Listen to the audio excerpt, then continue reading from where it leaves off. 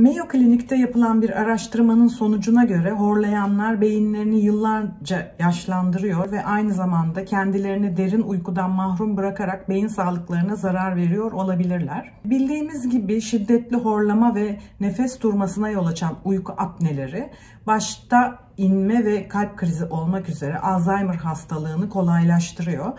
Aynı zamanda gündelik bilişsel faaliyetlerimizde de bozulmaya yol açabiliyor. Akmadde hiperintensiteleri dediğimiz beyin küçük lezyonları bize aynı zamanda beynin sağlığını gösteren iyi bir biyobelirteç. Bu akmadde hiperintensiteleri yaşla ve kontrolsüz hipertansiyonla artış gösteriyor.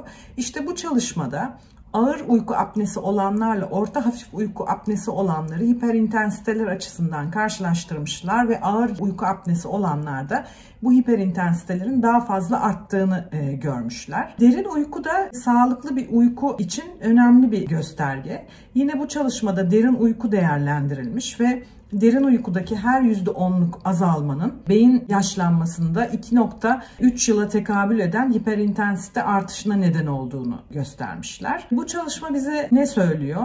Eğer şiddetli horlamamız varsa, uyku apnesinden şüphe ediyorsak mutlaka hekime başvurmalıyız ve polisomnografi dediğimiz bir incelemeyi yaparak bu hastalıkların tanısını koyarak tedavi etmeliyiz.